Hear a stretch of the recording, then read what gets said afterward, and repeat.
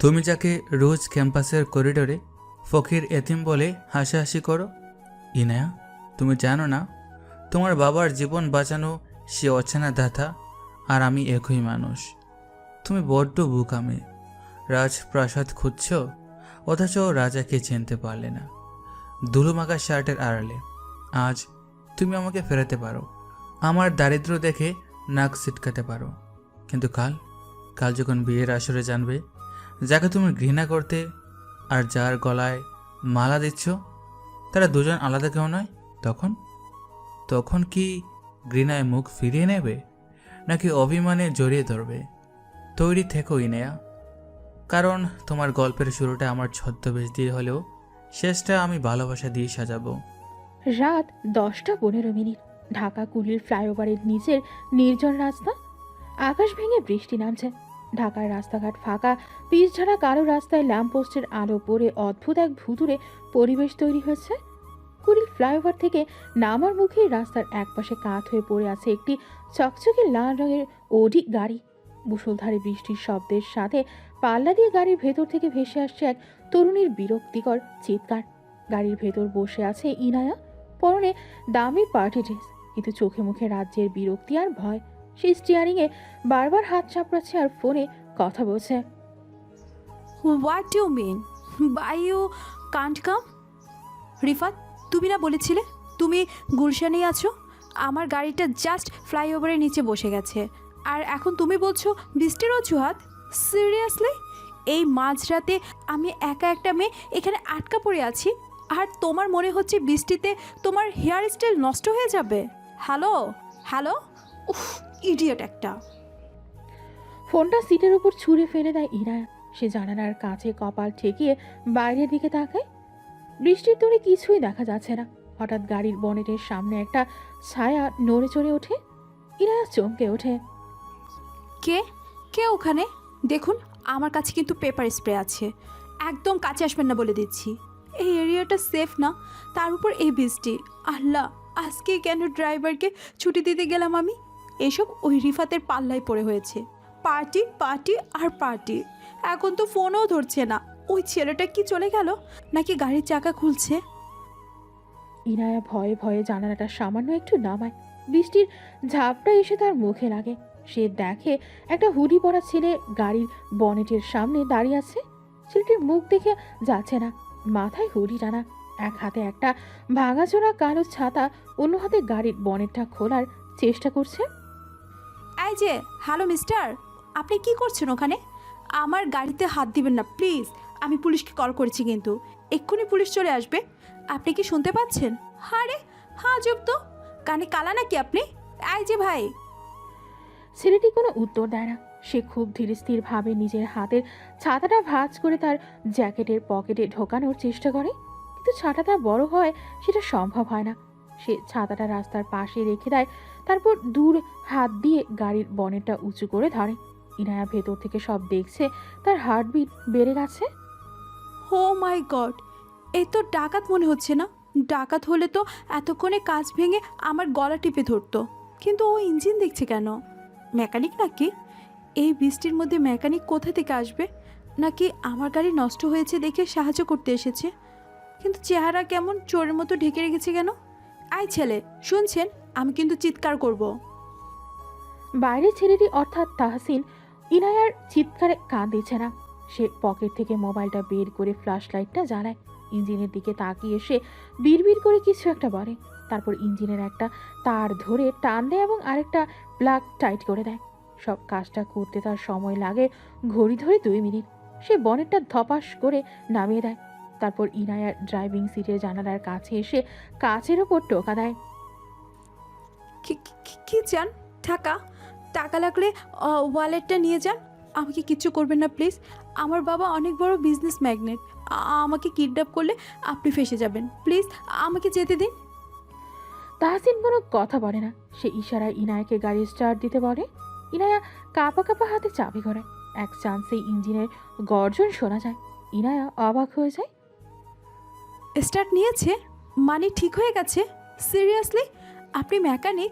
Thanks god, আমি তো ভাবলাম মরেই গেছি আজ। আচ্ছা, দাঁড়ান, আপনাকে পেমেন্টটা দেই। এই বৃষ্টিতে ভিজে কাজ করলেন। ইনায়া ব্যাগ থেকে 500 টাকার দুটো নোট বের করে জানালার ফাঁক দিয়ে বাইরে দেয়। তাসিন নোটগুলোর দিকে তাকায়, তারপর খুব শান্তভাবে মাথা নেড়ে না করে দেয়। তখনই আকাশ বিকট শব্দে বাজ পড়ে। বিদ্যুতের আলোয় ইনায়া ছেলেটির চোখের দিকে তাকায়। মোটা ফ্রেমের চশমাটা বৃষ্টির পানিতে ঘোরা হয়ে আছে, কিন্তু তার পেছনের চোখ দুটো খুব তীক্ষ্ণ, অনেকটা শিকারী বাঘের মতো শান্ত অথচ গভীর। ছেলেটি আর এক মুহূর্ত দাঁড়ায় না, বৃষ্টির মধ্যেই উল্টো পথে হাঁটা শুরু করে। আরে শুনুন, টাকা তো নিয়ে যান। হ্যালো, অদ্ভুত তো, ফ্রিতে কাজ করে দিয়ে চলে গেল। ঢাকায় এমন মানুষও আছে। কিন্তু 1 মিনিট। ইনায়া জানালাটা বন্ধ করে এসি অন করে। হঠাৎ সে গাড়ির ভেতরে একটা সুগন্ধ পায়, খুব হালকা কিন্তু তীব্র পৌরুষদীপ্ত একটা গন্ধ। দামি কোরন বা পারফিউমের গন্ধ। এই স্মেলটা, এটা তো কোনো সাধারণ মেকানিকের গায়ের গন্ধ হতে পারে না। এটা তো টম ফুডের আউটউড পারফিউমের গন্ধ। আমার বাবার কালেকশানে আছে। ওই ছেলেটার গায়ে এত দামি পারফিউম কোথা থেকে এলো? নাকি আমার বোনের ভুল? হতে পারে বৃষ্টির পানিতে মাটি আর ওজোন লেয়ারের গন্ধ মিশে এমন মনে হচ্ছে। দূর, যা ইচ্ছে হোক, জান বেঁচেছে এইটাই অনেক। কাল রিফাতকে দেখে নেব। ইনায়া গাড়ি চালিয়ে দ্রুত বেগে চলে যায়। পেছনে বৃষ্টির মধ্যে দাঁড়িয়ে থাকা তাহসিন পকেট থেকে একটা দামি রুমাল বের করে চশমাটা মোছে। বোকা মেয়ে, রেডিয়েটরের কেবল লুজ হলে গাড়ি গরম হবেই। বাবার টাকা ওড়াতে শিখেছ, কিন্তু গাড়ির বেসিক জানে না। এরপর তাহসিন বাইক ঘুরিয়ে সোজা চলে আসে গুলশানের আহমেদ ভিরাতে। বিশাল অটোমেটিক গেট খুলে যায়। বৃষ্টির তোর এখন কিছুটা কমেছে। তাহসিন তার পুরনো বাইকটা গ্যারেজে রাখে না, বরং মেইন পোর্চেই দাঁড় করায়। তার পরনের হুডিটা পুরোপুরি ভেজা। সে যখন বিশাল কাঠের দরজা ঠেলে ভেতরে ঢোকে, তখন বাড়ির চাকচিক্য আর তার বেশভূষার মধ্যে আকাশ পাতাল তফাৎ। ড্রয়িং রুমের সোফায় বসে আছেন তার বাবা মিস্টার আহমেদ চৌধুরী। তার হাতে একটি বিজনেস ম্যাগাজিন, সামনে ধোয়া ওঠা ব্ল্যাক কফি। তাহসিনকে দেখেই তিনি চশমাটা নামিয়ে টেবিলে রাখেন। সবকিছুর একটা সীমা থাকে তাহসিন। রাত 11টাও আছে। তুমি আহমেদ গ্রুপের একমাত্র ওয়ারিশ, আর তোমাকে দেখে মনে হচ্ছে পোস্টে থেকে উঠে আসা কত ছিচকে চোর। এই গরিব সাজা নাটকটার কতদিন চলবে? তাহসিন ভেজা হুডিটা খুলে সোফার একপাশে রাখে, তোয়ালে দিয়ে মাথা মুছতে মুছতে বলে, যতক্ষণ না আমি নিজেকে প্রমাণ করতে পারছি বাবা। তুমি তো বলেছিলে বাপের পরিচয় ছাড়া নিজের যোগ্যতা 1 টাকা কামিয়ে দেখাও। আমি তো সেটাই করছি। আর তাছাড়া এই বেশে থাকলেই বোঝা যায় কে আসল বন্ধু আর কে টাকার বন্ধু। বন্ধু চেনার জন্য ভার্সিটি স্কলারশিপ নিয়ে পড়ার দরকার নেই। ওসব ছেলেখেলা বাদ দাও, আসল কথায় আসি। খান সাহেবের সাথে আজ আমার কথা হয়েছে। ওনার মেয়ের ব্যাপারে আমি ফাইনাল ডিসিশন নিয়ে ফেলেছি। সামনের মাসে এঙ্গেজমেন্ট। বাবা, আমি তোমাকে আগে বলেছি আমি এখন বিয়ে করব না। আমার ফোকাস এখন টেক্সটাইল ইউনিটের লস রিকভার করা। আর ওই খান সাহেবের মেয়ে, আমি শুনেছি সে নাকি বড্ডতে আমাকে বাবার টাকায় ওড়ে। এমন কাউকে আমার লাইফ পার্টনার হিসেবে দরকার নেই যে জীবনের বাস্তবতা জানে না। বাজে কথা বলবে না তাহসিন। খান সাহেব আমার বিজনেস পার্টনার এবং পুরনো বন্ধু। তার মেয়ে ইনায়া মডার্ন হতে পারে, কিন্তু সে ভালো পরিবারের মেয়ে। আর তেমাক, ওটা তো তোমারও কম নেই। নিজের বাবার নাম লুকিয়ে রাখাটা কি কম অহংকার?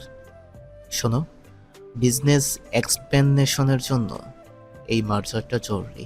ইমোশন দিয়ে এম্পায়ার চলে না, স্ট্র্যাটেজি দিয়ে চলে।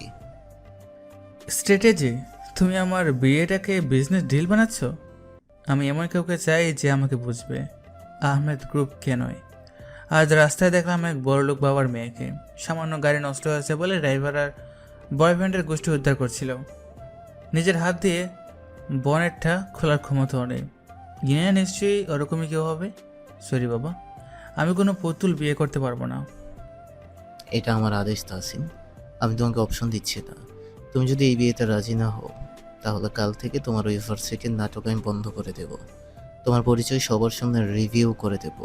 তখন দেখবো তোমার ওই সেলফ মেড হওয়ার শখ কোথায় যায়। তুমি আমাকে ব্ল্যাকমেল করছো বাবা? ঠিক আছে, দেখা যাক কার জেদ বেশি। তবে মনে রেখো, জোর করে বিয়ে দেওয়া যায়, সংসার করা যায় না। আমি এখন আসছি, কাল সকালে আর্লি ক্লাস আছে। তাহসিন আর কোনো কথা না বলে সিঁড়ি দিয়ে দ্রুত পায়ে ওপরে নিজের রুমের দিকে চলে যায়। আহমেদ চৌধুরী ছেলে যাওয়ার পথের দিকে তাকিয়ে দীর্ঘশ্বাস ফেলেন। তিনি জানেন ছেলেটা তার মতোই জেদি, কিন্তু তিনি এটাও বিশ্বাস করেন যে ইনায়ের সাথেই তাহসিনের জুটি মানাবে, শুধু সময়ের অপেক্ষা। ড্রয়িং রুমের বিশাল ঘড়িতে তখন ঢং ঢং করে 11:30 বাজার শব্দ হয়। এই হলো গল্পের নায়ক তাহসিন আহমেদ চৌধুরী। আর শুরুতেই যার সাথে দেখা হয়েছিল সে গল্পের নায়িকা ইনায়া খান।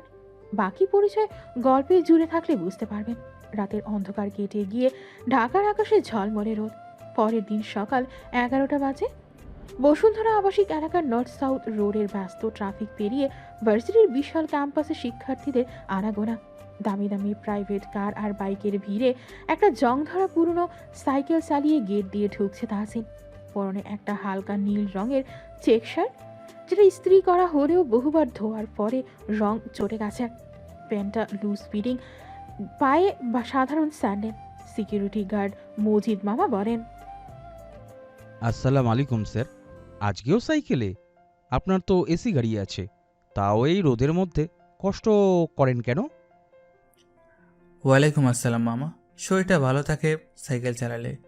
আর আমি যে কেম সেটা তো শুধু আপনি আর বিসি স্যার জানেন। প্লিজ কাউকে বুঝতে দিয়ে না, ডিউটি করেন। তাহসিন সাইকেলটা স্ট্যান্ডে রাখে। পাশে একটা BMW পার্ক করা গাড়িটা ইনায়ের বন্ধু রিফাতের। তাহসিন সেদিকে একবার তাকিয়ে ক্লাসরুমের দিকে পা বাড়ায়। ক্লাসরুমটা শীতাতপ নিয়ন্ত্রিত। পেছনের সারিতে বসে আছে ইনায়া, সাইমা আর রিফাত। রিফাত টেবিলের উপর পা তুলে বসে আছে, হাতে লেটেস্ট আইফোন। ইনায়া আজ একটা সাদা সালোয়ার কামিজ পরেছে, চুলগুলো খোলা। সে আনমনে খাতার উপর কিছু আঁকছে। আরে দোস্ত, কালকের পার্টিটা যা ছিল না, তুই মিস করলি না? তোর এই ফালতু গাড়িটার জন্য সব মাটি হলো। বাই দ্য ওয়ে, আজ তো অ্যাসাইনমেন্ট জমা দেওয়ার লাস্ট ডেট। কিছু করেছিস? আমি তো গুগল থেকে কপি পেস্ট মেরে দিয়েছি। স্যার ধরলে বলবো নেটে সমস্যা ছিল, তাই সোর্স দিতে পারিনি। কিন্তু আমাদের টপার বয় কি করেছে কে জানে। ওই দেখ, খ্যাতটা আসছে। তাহসিন ক্লাসে ঢুকছিল, দরজার কাছে আসতেই রিফাত ইচ্ছে করে তার পা বাড়িয়ে দেয়। তাহসিন খেয়াল করেনি সে পায়ে পা লেগে হুমড়ি খেয়ে পড়ে যায়। তার হাতের ফাইল, খাতা আর পকেটের সস্তা বলপেনগুলো মেঝেতে ছড়িয়ে পড়ে। পুরো ক্লাসে হো হো করে হেসে ওঠে। উফ, সরি ইয়ার। আসলে তুই এত মাটির দিকে তাকিয়ে হাঁটিস কেন বলতো? মাটিতে কি টাকা পয়সা খুঁজিস? জানি তোর স্কলারশিপের টাকায় চলিস, তাই বলে ক্লাসেও ভিক্ষা করা শুরু করবি নাকি? আর করবি না কেন? তুই তো এতিম। সবাই আবার হাসে। ইনায়াও হাসছে, কিন্তু হাসিটা তার ঠোঁটেই আটকে আছে। সে তাহসিনের দিকে তাকায়। ছেলেটা মেঝের উপর পড়ে আছে, তার চশমাটা একদিকে ছিটকে গেছে। তাহসিন ধীরে ধীরে চশমাটা তুলে নেয়। সে কারো দিকে তাকাচ্ছে না, চুপচাপ নিজের খাতাগুলো গুছিয়ে নিচ্ছে। ইনায়ের হঠাৎ গত রাতের সেই ছেলেটার কথা মনে পড়ে যায়।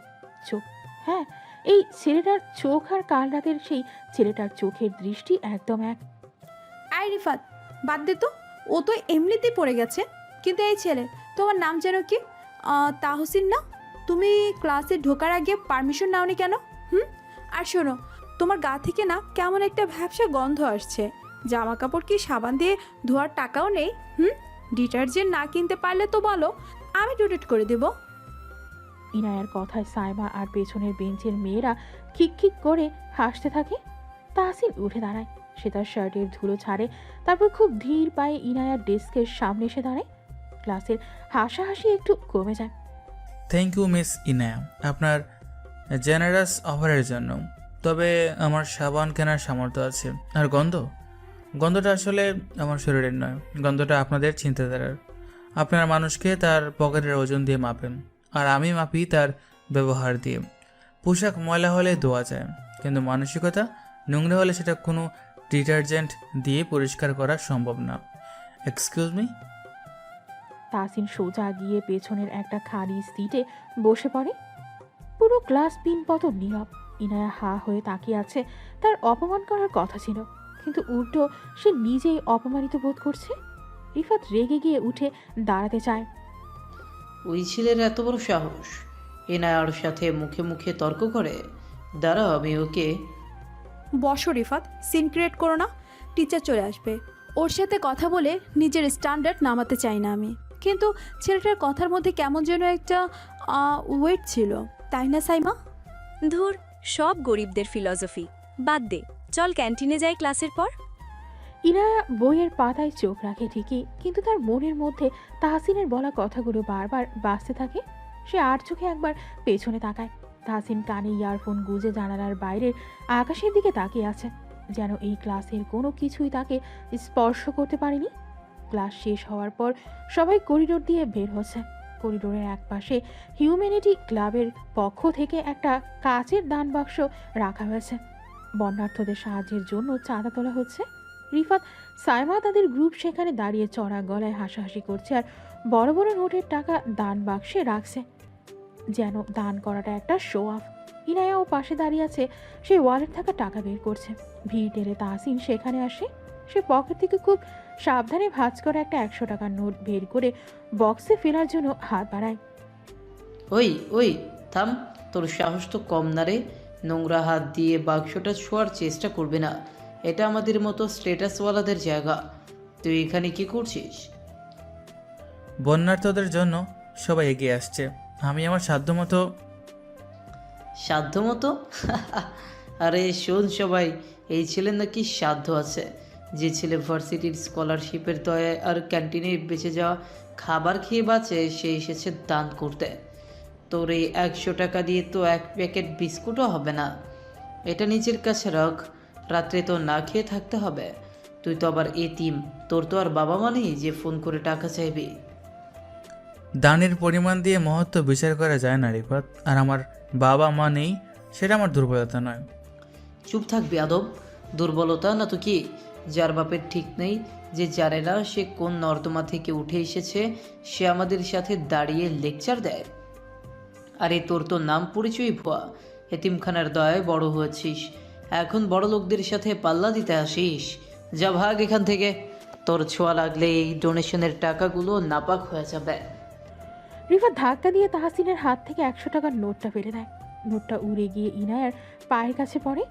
পুরো করিডোর নিস্তব্ধ। সবাই তাহসিনের দিকে করুণা আর ঘৃণার দৃষ্টিতে তাকাচ্ছে। তাহসিন মেঝের দিকে তাকিয়ে থাকে, কিন্তু নোটটা আর তোলে না।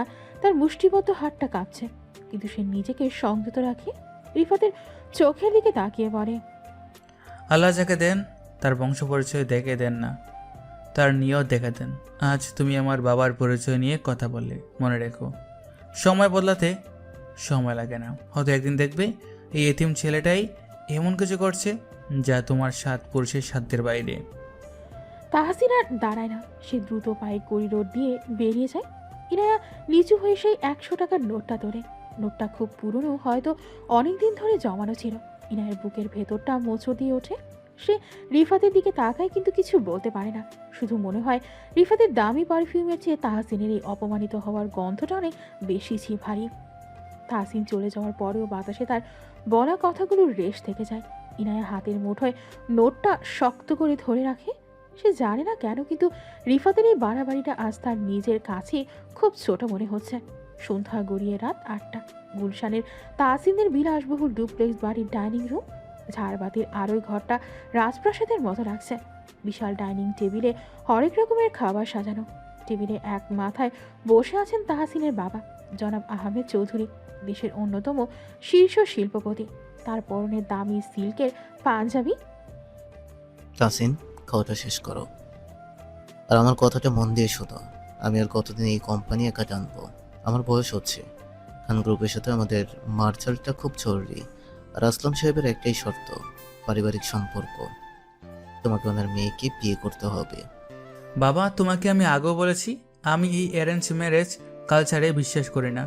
আর খান গ্রুপের ফাইন্যান্সিয়াল কন্ডিশন ভালো না, ওদের সাথে মার্জ করা মানে ডুবন্ত যাওয়া যায়। ওটা আমি এশিয়ান মার্কেটে এক্সপোর্ট বাড়াতে চাইছি, লোকাল পলিটিক্সে জড়াতে চাই না। টাকা পয়সা ব্যবসার অংশ, কিন্তু আসলাম সাহেব আমার পুরনো বন্ধু, আর তার মেয়ে ইনায়া শুনেছি খুব স্মার্ট মডার্ন মেয়ে। তোমার তো এমন মেয়ে পছন্দ হওয়ার কথা। স্মার্ট? বাবা, তুমি যাকে স্মার্ট বলছো সে আসলে অ্যারোগ্যান্ট। যে মেয়ে মানুষকে মানুষ বলে মনে করে না, রিক্সাওয়ালাকে তুই তুকারি করে আর ক্লাসের সহপাঠীকে অপমান করে আনন্দ পায়, তাকে আমি আমার জীবনসঙ্গিনী করব? ইম্পসিবল। আমি এমন কাউকে চাই যে আমার টাকাকে নয় আমাকে বুঝবে। তোমার কোনো এক্সকিউজ আমি শুনবো না তাহসিন। তুমি ভিখারির বেশে ভার্সিটিতে ঘুরছো, আমি মেনে নিয়েছি, কিন্তু বিয়ের ব্যাপারে আমার সিদ্ধান্তই চূড়ান্ত। সামনে শুক্রবার আমরা মেয়ে দেখতে যাব, তৈরি থেকো। অন্যদিকে বাড়িধারার আরেকটা অভিজাত ফ্ল্যাট। এটা ইনায়াদের বাড়ি। এখানকার পরিবেশও গম্ভীর। ইনায়ের বাবা জনাব আসলাম খান সোফায় বসে চিন্তিত মুখে কফিতে চুমুক দিচ্ছেন। আসলাম খানের বয়স 58, একটু রাগী স্বভাবের। ব্যবসার মন্দা নিয়ে টেনশনে আছেন। ইনায়া সোফার কুশন ছুঁড়ে ফেলে বলেন, ড্যাড, তুমি কি পাগল হয়ে গেছো?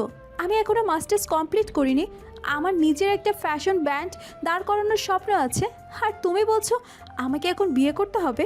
তাও কার সাথে? মিস্টার আহমেদের ছেলে। শুনেছি ছেলেটা নাকি সারাদিন ল্যাপটপ আর ফাইল নিয়ে পড়ে থাকে। একটা বোরিং আনরোমান্টিক। ইনায়া, গলার স্বর নিচে নামাও। মিস্টার আহমেদ দেশের টপ বিজনেসম্যান। তার ছেলের সাথে বিয়ে হলে তোমার ক্যারিয়ার, তোমার ব্র্যান্ড সব এক চুটকিতে দাঁড়িয়ে যাবে। ছেলেটা হার্ভার্ড থেকে পড়ে এসেছে, দেখতে শুনতে ভালো, তোমার রিফাতের মতো বখাটে নয়। ওহ প্লিজ ড্যাড, রিফাত আমার জাস্ট ফ্রেন্ড। কিন্তু আমি ওই বিজনেস টাইকুনকে বিয়ে করব না। আমার লাইফে রোমান্স দরকার, ড্রামা দরকার।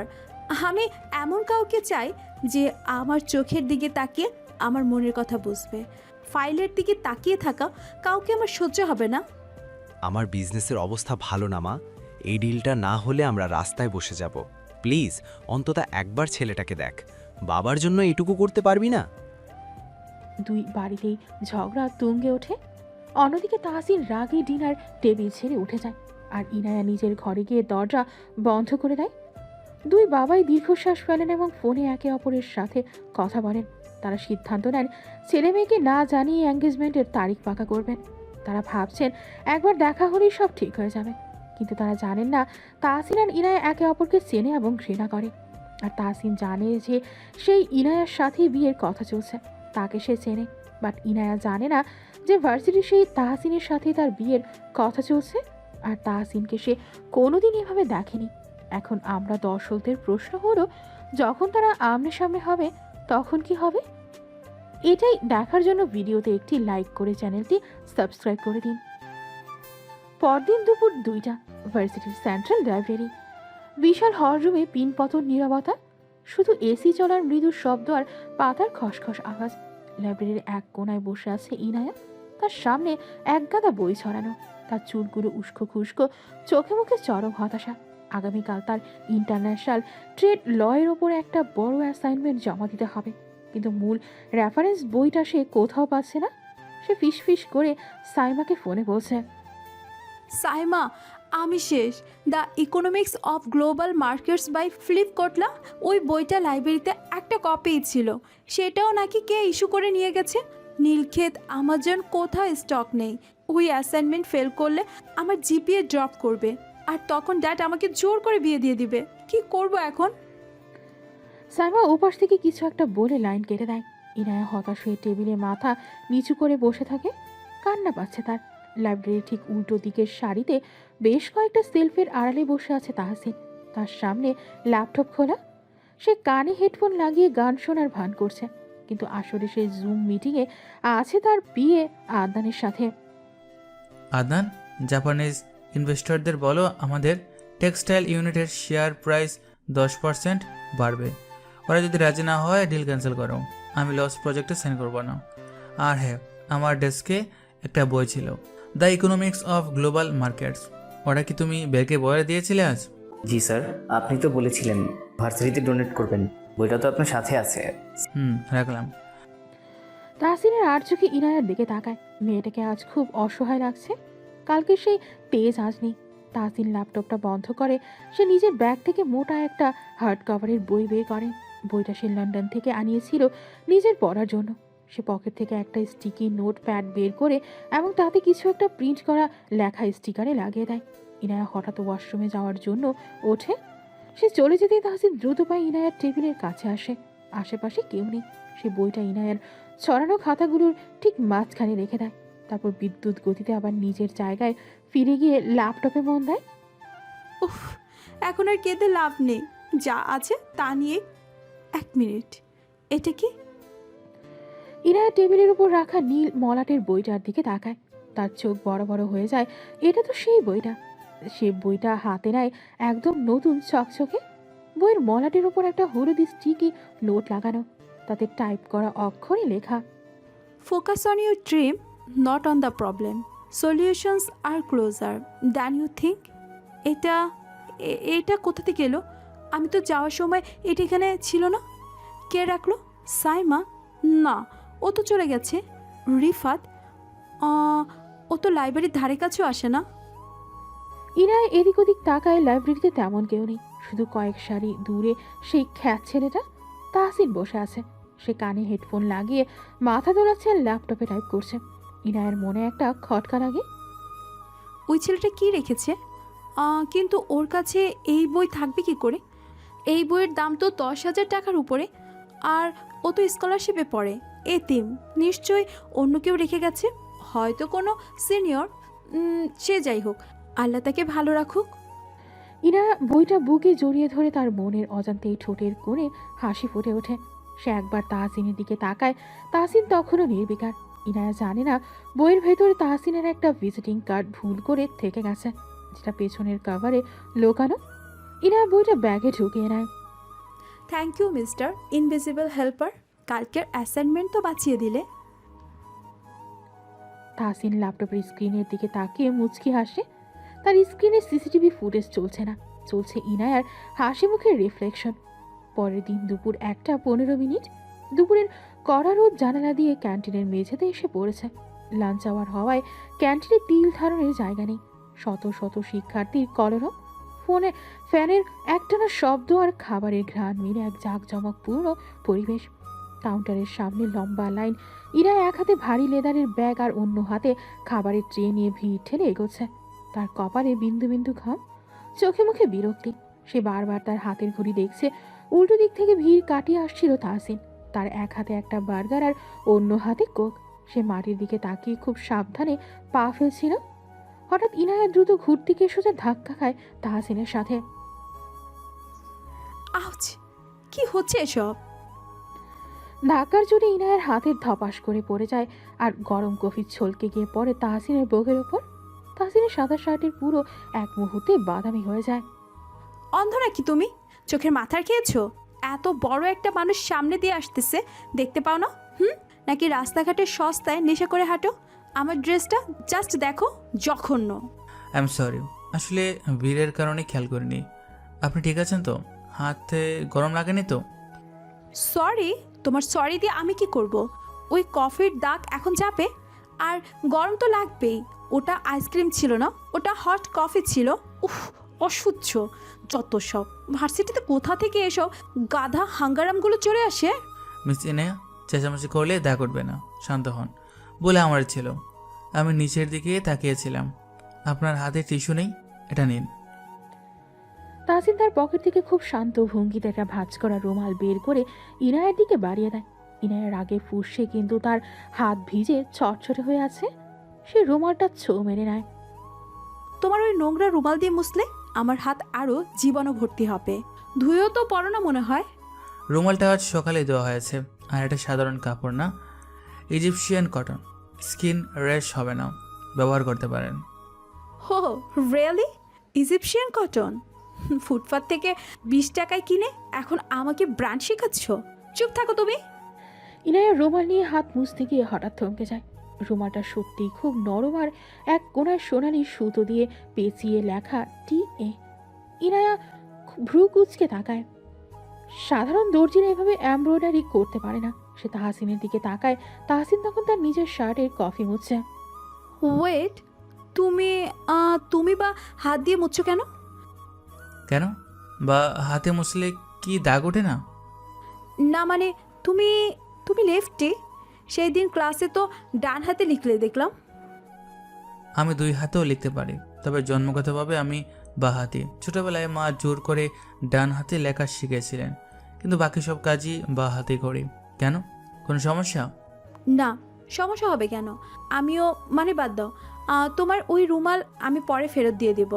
এখন আমার সামনে থেকে সরো। তোমার ওই কফি মাখা শার্ট দেখে আমার বমি আসছে। ধন্যবাদ, রুমালটা ফেরত দেওয়ার দরকার নেই।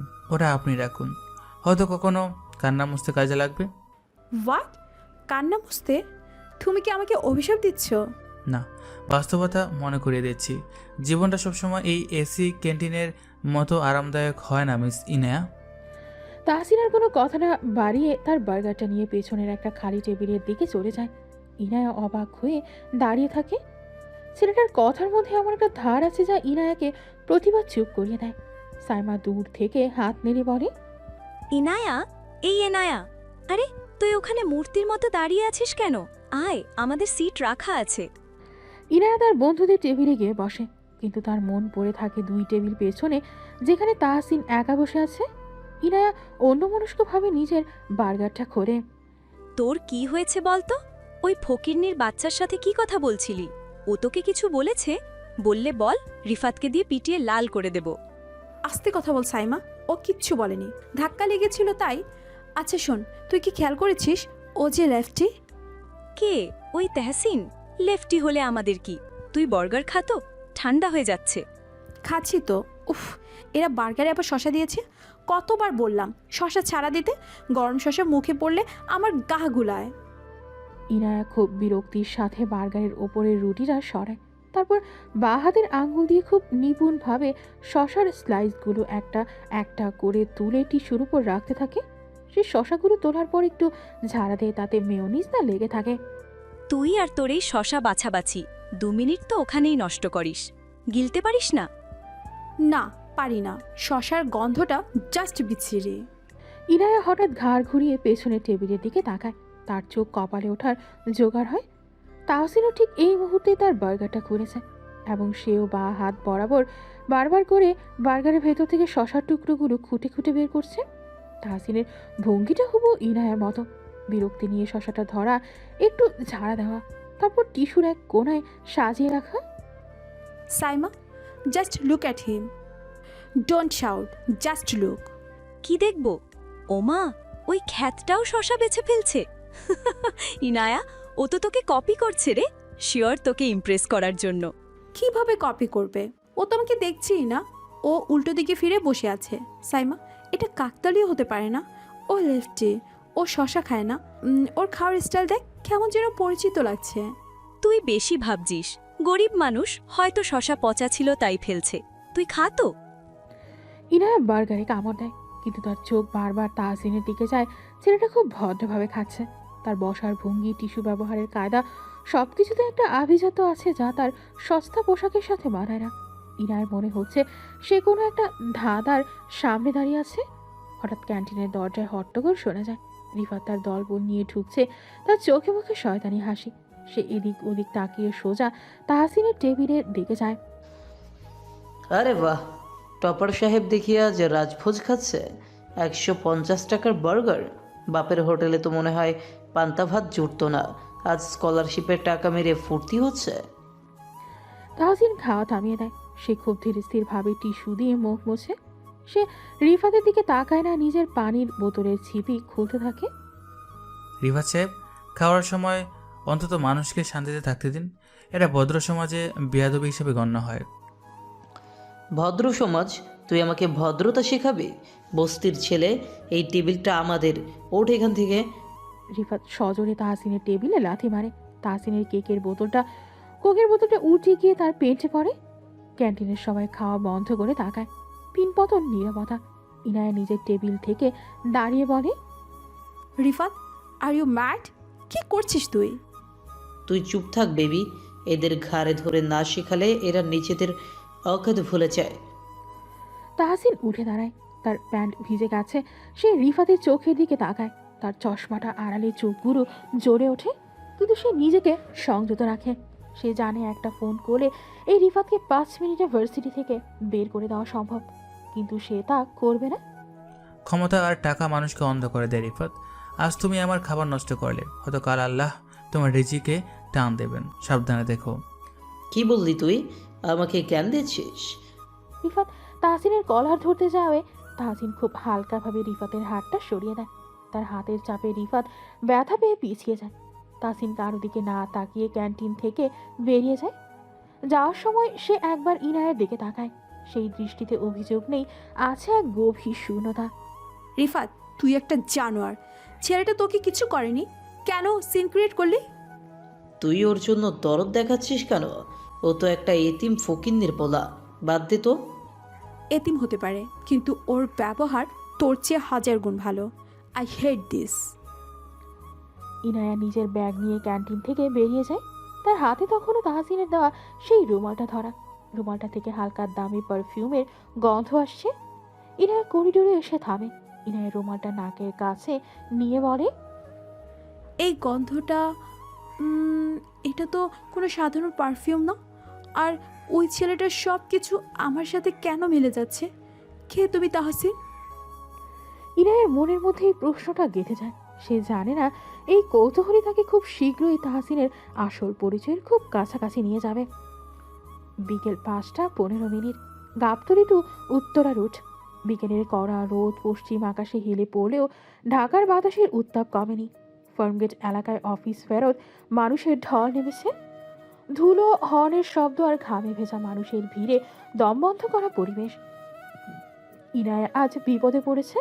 তার গাড়ি গ্যারেজে, উবার বা পাঠাও কিছুই পাওয়া যাচ্ছে না।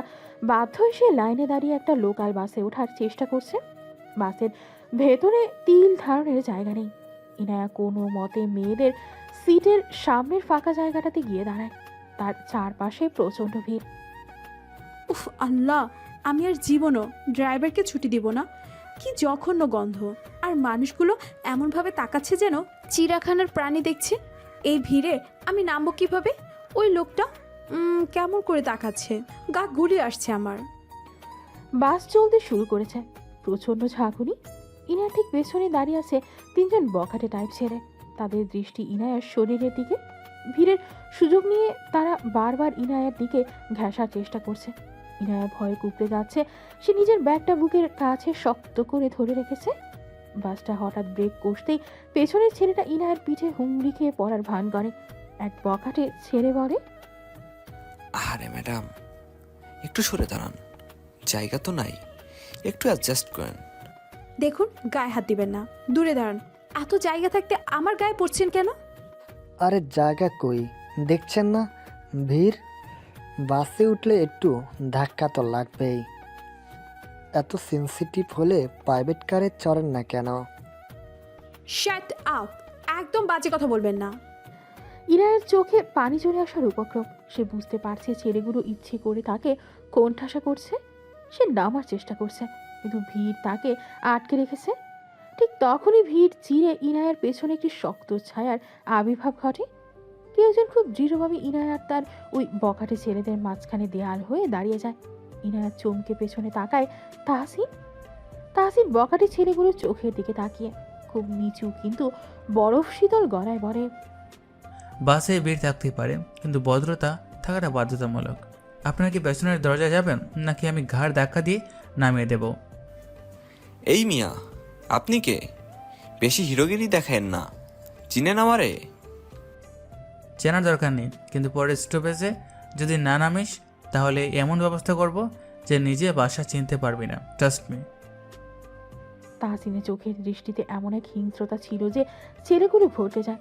তারা একে অপরের দিকে তাকিয়ে সুরসুর করে পেছনের দিকে সরে যায়। তাহসিন এবার ইনায়ার দিকে ঘুরে দাঁড়ায় না, বরং ইনায়ার পিঠের দিকে মুখ করে দাঁড়ায় যাতে কেউ ইনাকে স্পর্শ করতে না পারে। সে বাসের উপরের রডটা 2 হাত দিয়ে ধরে ইনায়াকে নিজের এবং জানালার মাঝখানে একটা সেফ জোন তৈরি করে দেয়। তুমি তুমি এখানে? চুপ করে থাকো, ভয় পেও না, আমি আছি। বাস আবার জোরে ব্রেক কষে ইনায়া ভারসাম্য রাখতে না পেয়ে হুমড়ি খেয়ে তাহসিনের বুকের ওপর পড়ে। তাহসিন এক হাত দিয়ে রড ধরে টাকে, অন্য হাত দিয়ে ইনায়ার কনুই আলতো করে ধরে তাকে সোজা করে দেয়। এই মুহূর্তে তাদের দূরত্ব শূন্যের কোঠায়। ইনায়ার নাক ছুঁয়ে যায় তাহসিনের শার্টের বোতাম। সে আবারও সেই পরিচিত সুগন্ধ পায়, ঘাম আর দামি পারফিউমের এক অদ্ভুত মিশ্রণ। তাহসিনের বুকটা চওড়া এবং শক্ত। ইনায়া স্পষ্ট শুনতে পায় তাহসিনের হৃদয় স্পন্দন, ধক ধক ধক ধক। থ্যাংক ইউ, ওরা খুব ডিস্টার্ব করছিল। যতক্ষণ আমি আশেপাশে আছি কেউ তোমার ছায়াও মারাতে পারবে না। শক্ত হয়ে দাঁড়াও, হাতলটা ধরো। আমার হাত কাঁপছে তাহসিন, আমি পড়ে যাব। পড়বে না, আমাকে ধরো। পড়ে যাব। না। আমি কাঁপছি কেন? শ্বাস নাও। শক্ত করে। হুম, ছাড়বে না তো? আছি তো। তাকাও আমার দিকে সামনে দেখো। প্লিজ। চুপ। বুকটা কাঁপছে আমার। ভয় নেই। তুমি? বিশ্বাস করো আমায়। করছি। ব্যাস, এতটুকু যথেষ্ট। ইনিয়া দ্বিধা বলে তাহসিনের শার্টের পেছনের অংশটা খামচে ধরে। বাস চলছে ঝড়ের গতিতে, প্রতিবার ব্রেক কষ্টে তাদের শরীর একে অপরের সাথে মিশে যাচ্ছে। ইনায়ের মনে হচ্ছে এই ভিড়, এই গরম, এই চেঁচামেচি সব গায়েব হয়ে গেছে। শুধু তাহসিন নামের এই মানুষটা একটা পাহাড়ের মতো তাকে আগলে রেখেছে। ইনায়া আর চোখে তাহসিনের গলার দিকে তাকায়। ছেলেটার চোয়াল খুব শক্ত, ঘাড়ের রগগুলো ফুলে আছে টেনশনে। ইনায়ের অদ্ভুত এক ভালো লাগা কাজ করে। সে ভাবে, এই ছেলেটা কি সত্যি সেই ক্লাসের ভীতু ছেলেটা, নাকি একটু অন্য কেউ? উত্তরা উত্তরা, কে কে নামবেন? আসেন। আমাদের স্টপেজ এসে গেছে, সাবধানে নামবে। আমার ঠিক পেছনে দেখো। বাস থামার পর তাহসিন আগে নামে, তারপর হাত বাড়িয়ে ইনায়াকে নামতে সাহায্য করে, বরং ভিড়টা আটকে রাখে যাতে ইনায়া নামতে পারে। রাস্তায় নেমে সন্ধ্যার আবছা অন্ধকারে দুজনেই কিছুক্ষণ চুপচাপ দাঁড়িয়ে থাকে। তাহসিন, আমি আসলে তখন ক্যান্টিনে তোমাকে যা বলেছিলাম। রাত হয়ে যাচ্ছে মিস ইনায়া, এখান থেকে রিক্সা নিয়ে বাসায় যান, সাবধানে যাবেন। তুমি যাবে না? তোমার বাসা তো ওই দিকে কোথাও, তাই না? আমার বাসা আর আপনার গন্তব্য এক নয়। আল্লাহ হাফেজ। তাহসিন আর দাঁড়ায় না, সে উল্টো দিকে হাঁটা শুরু করে। ইনায়া তাকিয়ে থাকে তাহসিনের চলে যাওয়ার পথের দিকে। রাস্তার ল্যাম্পপোস্টের আলোয় তাহসিনের ছায়াটা দীর্ঘ থেকে দীর্ঘতর মনে হয়। ইনায়া নিজের অজান্তেই তাই তার শার্টের সেই জায়গাটা স্পর্শ করে যেখানে সে তাহসিনকে ধরেছিল। এরপর ইনায়া বাসে চলে আসে। গভীর রাত, শহরের কোলাহল থেমে গেছে। ইনায়া তার বিলাসবহুল বেডরুমে শুয়ে এপাশ ওপাশ করছে। চোখে ঘুম নেই। বিকেলের ঘটনাটা তার মাথায় ঘুরছে। তাহসিনের সেই চোখের দৃষ্টি, সেই সুরক্ষা, সবকিছু তাকে ভাবাচ্ছে। অন্যদিকে তাহসিন তার বিশাল গেমিং সেটআপের সামনে বসে আছে। তারও ঘুম আসছে না। পারিবারিক চাপ আর বাবার সাথে তর্ক তাকে অস্থির করে তুলেছে। দুজনেই তাদের গোপন আশ্রয়ে পা বাড়ায়। Online gaming world, cyber world Z. সেখানে ইবায়ার নাম অ্যাঞ্জেলেন ডার্ক। চ্যাট বক্সে টাইপ করছে সে অনেক দিন ধরেই শ্যাডো কিং নামের এক আইডিতে চ্যাট করে। আর ওই শ্যাডো কিং হলো তাসনির নিজেই। চ্যাট বক্সে টাইপ করছে, হে শ্যাডো, আছো? আজ খুব অদ্ভুত একটা দিন গেল, গেমে মনে বসছে না। আছি অ্যাঞ্জেল, কি হয়েছে? বসের ঝাড়ি নাকি বয়ফ্রেন্ডের প্যারা? হ্যাঁ, বয়ফ্রেন্ড থাকলে তো প্যারা দিত না। আজ ভার্সিটির একটা ছেলেকে নিয়ে ভাবছি। জানো, ছেলেটাকে আমি এতদিন খুব তুচ্ছ তাচ্ছিল্য করতাম, ভাবতাম ও একটা ভীতু খ্যাত টাইপের। কিন্তু আজ বিকেলে ও আমাকে যেভাবে সেভ করলো, আমি কনফিউজড। মনে হলো আমি ওকে চিনিই না। মানুষকে চেনা এত সহজ না অ্যাঞ্জেল। কখনো কখনো সবচেয়ে সাধারণ মানুষটার ভেতরেই অসাধারণ গল্প লুকিয়ে থাকে। হয়তো তুমি তার বাইরের খোলসটা দেখেছো, ভিতর দেখোনি। এঞ্জেল ড্রাগ হয়তো, কিন্তু জানো, ওর মধ্যে একটা অ্যারোগেন্সিও আছে। কথা কম বলে, কিন্তু যা বলে একেবারে তীরের মতো। মাংস রেখে হাড্ডিতে গিয়ে লাগে। আর আমার ফ্যামিলি তো উঠে পড়ে লেগেছে আমাকে বিয়ে দেওয়ার জন্য। কোনো এক বড়লোক বাপের ছেলেকে ধরে এনেছে। আমি শিওর ছেলেটা একটা অপদার্থ হবে। Same here. আমার বাবাও চায় আমি বিয়ে করে সংসারী হই, বিজনেস বাড়াই। কিন্তু আমি চাই নিজের পায়ে দাঁড়াতে। আমি চাই কেউ আমাকে আমার বাবার টাকার জন্য না, আমার যোগ্যতার জন্য ভালোবাসুক। কিন্তু সেটা কি সম্ভব এই যুগে? এঞ্জেলরা খুব কঠিন শ্যাডো, তবে সম্ভব। আচ্ছা বাদ দাও, তোমার মন খারাপ কেন? চলো একটা ম্যাচ খেলি, স্নাইপার মুড। চলো, কিন্তু একটা কথা বলি। ওই ছেলেটাকে, মানে তোমার ওই ক্লাসমেটকে, তাকে একটু সুযোগ দিয়ে দেখো। হয়তো সে তোমার শত্রু নয়। এঞ্জেল ড্রাগ জানি না, তবে ও আর আমি সেম। ও লেফটি, আমিও লেফটি। ও বার্গারে শশা খায় না, আমিও খাই না। আজব না? বাহ, তাহলে তো হেলমেট ক্যান্ডিডেট। সাবধানে দেখো, গেমে আসো, আমি কভার দিচ্ছি। দুজনে গেমে ঢুকে পড়ে। ভার্চুয়াল যুদ্ধক্ষেত্রে তারা একে অপরের পিঠ বাঁচিয়ে লড়াই করে, ঠিক যেমনটা বাস্তবে বাসে তাহসিন করেছিল। হেডফোনের ওপাশে একে অপরের দীর্ঘশ্বাস আর হাসির শব্দ শুনছে। কিন্তু কেউ জানে না তারা আসলে কে। এই অচেনা বন্ধুত্ব তাদের একাকিত্বের একমাত্র ঔষধ হয়ে ওঠে। এটা দীর্ঘদিন ধরে চলে আসছে, আর এভাবে কয়েকটা দিন কেটে যায়। একদিন সকাল 10:45, আজ ভার্সিটি থেকে ইন্ডাস্ট্রিয়াল ট্যুর বাসে করে সবাইকে নিয়ে আসা হয়েছে দেশের অন্যতম বৃহৎ টেক্সটাইল ফ্যাক্টরি আহমেদ টেক্সটাইলে। বিশাল এলাকা জুড়ে এই কারখানা মেশিনের একটানা শব্দে কান বাতা দেয়। ইনায়া, রিফাত, সাইমা সবাই হেলমেট পরে ঘুরছে। গাইড তাদের প্রসেসিং ইউনিট দেখাচ্ছে। তাসিন সবার পেছনে আছে। সে হেলমেটটা একটু বাঁকা করে পড়েছে যাতে মুখটা ঢাকা থাকে। সে জানে এই ফ্যাক্টরি তার বাবার এবং সে এখানকার অঘোষিত বস। ফ্যাক্টরি ম্যানেজার মিস্টার জামান সবাইকে উদ্দেশ্য করে বলে, ছাত্রছাত্রীরা, এটা আমাদের ড্রয়িং সেকশন। এখানে জার্মানি থেকে ইম্পোর্ট করা অটোমেটিক কালার মিক্সিং মেশিন আছে, কিন্তু দুঃখিত, মেশিনটা আজ সকাল থেকে একটু ঝামেলা করছে, তাই ডেমো দেখাতে পারছি না। ধুর, এত বড় কোম্পানি আর মেশিন নষ্ট, ফালতু ট্যুর। রিফাত চুপ থাক, টেকনিক্যাল ফল্ট হতেই পারে। এক্সকিউজ মি স্যার, ইঞ্জিনিয়াররা কি দেখছে না? জি ম্যাম, আমাদের চিফ ইঞ্জিনিয়ার দেখছেন, কিন্তু প্রবলেমটা সফটওয়্যার মনে হচ্ছে। সবাই যখন অন্যদিকে ব্যস্ত, তাহসিন ভিড় থেকে সরে মেশিনের কন্ট্রোল প্যানেলের দিকে যায়, যেখানে চিফ ইঞ্জিনিয়ার এবং একজন ফরেন কনসালটেন্ট ঘামছে। তাহসিন তাদের কাছে গিয়ে দাঁড়ায়। ইঞ্জিনিয়ার তাকে দেখে চিনতে পারে, কারণ তাহসিন মাঝে মাঝে এখানে আসে সিক্রেট ইন্সপেকশনে। তিনি চমকে উঠে বলে, স্যার আপনি এখানে? আসসালামু আলাইকুম স্যার, আপনি ছাত্র সেজে? তাহসিন চোখে ইশারা করে চুপ থাকতে পারে, তারপর ইংরেজিতে ফিস ফিস করে বলে, what is going on here? Production 2 ঘন্টা ধরে বন্ধ কেন? আমি কি বলেছিলাম না গত মাসে ফার্মওয়্যার আপডেট করতে? আপনারা কি কোম্পানির টাকা জলে ফেলছেন? Sir, actually the pressure valve sensor is mismatching. Bullshit. বাল ঠিক আছে, কোডিংয়ে এরর আছে, প্যানেলটা সরান, আমি ঠিক করে দিচ্ছি। তাহসিন দ্রুত হাতে কন্ট্রোল প্যানেলের কিবোর্ডে টাইপ করতে শুরু করে। তার আঙুলগুলো পিয়ানোর মতো চলছে। তার বডি ল্যাঙ্গুয়েজ এখন আর সেই নাজুক ছাত্রের মতো নয়, পুরোপুরি একজন দক্ষ কমান্ডারের মতো। সে ইঞ্জিনিয়ারকে ধমক দিচ্ছে, নির্দেশ দিচ্ছে। ইনায় ওয়াশরুম থেকে ফেরার পথে দল ছুট হয়ে গিয়েছিল। সে শর্টকাট দিয়ে মেন ইউনিটে আসতে গিয়ে হঠাৎ থমকে দাঁড়ায়। মেশিনের আড়ালে দাঁড়িয়ে সে তাহসিনকে দেখতে পায়। তাহসিন ইঞ্জিনিয়ারদের উপর ঝুঁকে কিছু বলছে, মনে মনে বলে, ওই ছেলেটা ওখানে কি করছে? আর ওই বড় বড় অফিসাররা ওকে ঘিরে দাঁড়িয়ে আছে কেন? মনে হচ্ছে ওই ওদের ইনস্ট্রাকশন দিচ্ছে। ডান, রেস্টার্ট দেন। আর শুনুন, নেক্সট টাইম যদি মেনটেন্যান্সে গাফিলতি দেখি, আমি সোজা বাবার কাছে রিপোর্ট করব। Is that clear? Yes sir, sorry sir. Machine চালু হয়ে যায়। বিকট শব্দে চাকা ঘুরতে শুরু করে। তাহসিন স্বস্তির নিঃশ্বাস ফেলে। ঠিক তখনই সে আর চোখে দেখতে পায় দূরে পিলারের আড়ালের ইনায়ার ড্রেসের কোনা। তাহসিন মুহূর্তের মধ্যে তার ভঙ্গি বদলে ফেলে। সে কাঁধ ঝুঁকিয়ে আবার সেই জড়সড় ভঙ্গিতে পকেটে হাত ঢুকিয়ে দাঁড়ায়। ইঞ্জিনিয়ারকে ইশারায় চলে যেতে বলে। ইনায়া এগিয়ে আসে। তাহসিন, তুমি এখানে কি করছো? আর ওই লোকগুলো তোমাকে স্যার বলছিল কেন?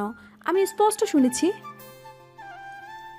আমি না না মিস ইনায়া, আপনি ভুল শুনছেন। আমি আসলে জিজ্ঞেস করছিলাম ওয়াশরুমটা কোন দিকে। ওরা আমাকে স্যার বলেনি, বলেছে সরো, মানে সরে দাঁড়াতে বলছে। মেশিনে কাজ চলছে তো তাই। মিথ্যা কথা। আমি দেখলাম তুমি কম্পিউটার কাজ করছিলে। তুমি কি হ্যাকিং জানো? নাকি তুমি এখানে পার্ট টাইম জব করো?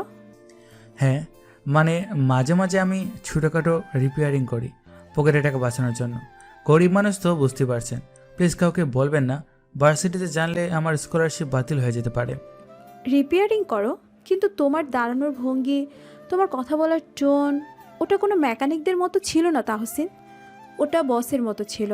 তুমি কিছু একটা লুকাচ্ছ। মানুষের দেখার ভুল হয় মিস ইনায়া। চলুন, সবাই বাসে উঠে যাচ্ছে, আমাদের দেরি হয়ে যাবে। তাহসিন দ্রুত পায়ে সেখান থেকে সরে পড়ে। ইনায়া তাকিয়ে থাকে। তার মন বলছে তাহসিন মিথ্যা বলছে। রিপেয়ারিং করে, কিন্তু ওই দামি হাত ঘড়িটা, ইঞ্জিনিয়ারের সালাম দেওয়াটা, আর কালকের বাসের সেই প্রোটেকশন, সব কিছুর মধ্যে একটা পাওয়ার আছে।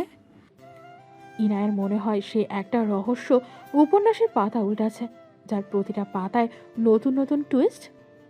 তুমি কে তাহসিন? আমি তোমাকে খুঁজে বের করবই। ওই মুখোশের আড়ালে কে আছে আমাকে জানতেই হবে। ফ্যাক্টরি ভিজিট শেষ হওয়ার পর ভার্সিটির বাসগুলো সোজা চলে এসেছে ভাওয়াল ন্যাশনাল পার্কের দিকে। ছাত্রছাত্রীরা ছোট ছোট দলে ভাগ হয়ে ঘুরছে, কেউ ছবি তুলছে, কেউ গিটার বাজাচ্ছে, কেউ ইনায়ার মন কোথাও নেই। ফ্যাক্টরিতে দেখা সেই দৃশ্য, তাহসিনের সেই বস সুলভ আচরণ তার মাথায় গেঁথে আছে। সে ইচ্ছে করে ভিড় এগিয়ে বনের একটু গভীরে হাঁটা শুরু করে। তার চোখ খুঁজছে তাহসিনকে। তাহসিন একটা শাল গাছের নিচে একা বসে কানে হেডফোন দিয়ে আছে। দূরে ঝোপের আড়ালে রিফাত আর তার 3 বন্ধু ফিসফিস করছে, তাদের হাতে লাঠি। আজকে এতিমটাকে এমন শিক্ষা দিব যে জীবনেও আর আমার মুখের উপর কথা বলবে না। ওই দিকে চল, ওকে একা পাওয়া গেছে। বেশি বাড়াবাড়ি করিস না রিফাত, টিচাররা জানলে সমস্যা হবে। তুই চুপ থাক, জাস্ট ভয় দেখাবো, চল। ইনায়া দূর থেকে রিফাতের হাবভাব দেখে ফেলে। তার বুকটা থক করে ওঠে। সে বুঝতে পারে ওরা তাহসিনের ক্ষতি করতে যাচ্ছে। ইনায়া হিল জুতা পরে দৌড় শুরু করে। বনের গভীরে তাহসিন হঠাৎ বুঝতে পারে তার পেছনে কেউ আছে। তার সিক্স সেন্স খুব তীব্র। সে উঠে দাঁড়ায়। রিফাতটা তাকে ঘিরে ফেলে। কিরে টপার, খুব ভাবনিস তাই না? ফ্যাক্টরিতে আমাকে জ্ঞান দিচ্ছিলি, এখন দে জ্ঞান। এখন তো কেউ নাই তোকে বাঁচানোর। রিফাত, ঝামেলা করো না, পিকনিকে এসেছি, এনজয় করো। এনজয় তো করবই, তোকে পিটিয়ে। ধর ওকে। রিফাতের এক বন্ধু লাঠি দিয়ে তাহসিনের পায়ে বাড়ি মারতে যায়। তাহসিন বিদ্যুৎ ব্যাগে সরে যায় এবং ছেলেটির কাঁধ মুচড়ে লাঠিটা ফেলে দেওয়ার উপক্রম করে। এটা তার রিফ্লেক্সের অ্যাকশন, বছরের পর বছর কিক বক্সিং প্র্যাকটিসের ফল। কিন্তু ঠিক সেই মুহূর্তেই তাহসিন দেখতে পায় ইনায়া দৌড়ে আসছে। মুহূর্তের মধ্যেই তাহসিন তার পজিশন বদলে ফেলে। সে নিজেকে দুর্বলভাবে ছেড়ে দেয়। ছেলেটির ধাক্কায় সে মাটিতে পড়ে যায় এবং ব্যথায় কুঁকড়ে যাওয়ার অভিনয় করে। স্টপ ইট রিফাত, খবরদার ওর গায়ে হাত দিবি না। আরে ইনায়া, তুই এখানে?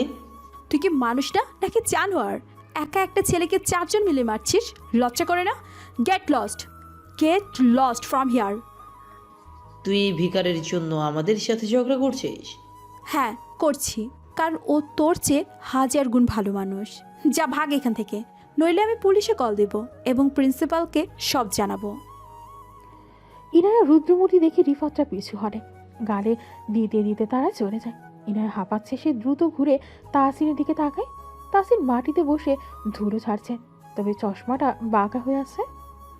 তুমি ঠিক আছো? লেগেছে কোথাও? না, ঠিক আছে। তুমি এত বোকা কেন বলো তো? ওরা যখন মারতে আসলো তুমি রুখে দাঁড়ালে না কেন? হ্যাঁ, নাকি মার খেতেই তোমার ভালো লাগে? সব লড়াই গায়ের জোরে হয় না ইনায়া, কখনো কখনো চুপ থাকাটাই সবচেয়ে বড় শক্তি। ফিলোসফি রাখো, ওঠো এখন। ইনায়া তার হাত বাড়িয়ে দেয়। তাহসিন কিছুক্ষণ ইনায়ার ফর্সা হাতটার দিকে তাকিয়ে থাকে, তারপর নিজের শক্ত কিছুটা অমসৃণ হাত বাড়িয়ে ইনায়ার হাত ধরে। ধরেছ? হুম। টান দিচ্ছে। দাও। ইনায়া হ্যাচকা টান দিয়ে তাহসিনকে তোলে, কিন্তু টানের চোটে ইনায়া ভারসাম্য হারিয়ে তাহসিনের বুকের উপর এসে পড়ে। শালবনের নির্জনতায় পাখির ডাকের মাঝে দুজনে একে অপরের খুব কাছে। তাহসিনের হাত ইনায়ার কোমরে স্পর্শ করে তাকে পড়ে যাওয়া থেকে বাঁচানোর জন্য। দুজনের শরীরেই যেন 1000 ভোল্টেজ বিদ্যুৎ খেলে যায়। ইনায়া তাহসিনের চোখের দিকে তাকায়, সেই গভীর মায়াবী চোখ যা তাকে চুম্বকের মতো টানে। তোমার চা কি লুকিয়ে রাখে? কি লুকায়? অনেক কিছু। দেখা বারণ। যদি দেখি পড়ে যাবে। হঠাৎ একটা শুকনো ডাল ভাঙার শব্দে তারা সম্বিত ফিরে পায়। ইনায়া দ্রুত সরে দাঁড়ায়। তার গাল লজ্জায় লাল হয়ে গেছে। তাহসিনা অন্যদিকে মুখ ঘুরিয়ে নেয়। বিকেল 5:15। বনের শেষ প্রান্তের এক পুরনো পরিত্যক্ত জমিদার বাড়ি। আকাশ হঠাৎ কালো মেঘে ঢেকে গেছে। কালবৈশাখী ঝড়ের পূর্বাভাস। পিকনিক স্পটে হইচই পড়ে গেছে বাসে ওঠার জন্য, কিন্তু ইনায়া আর তাহসিন পথ হারিয়ে বনের অনেক ভেতরে চলে এসেছে। বাতাসের শস্য শব্দ আর মেঘের গর্জন কান পাতা দেয়।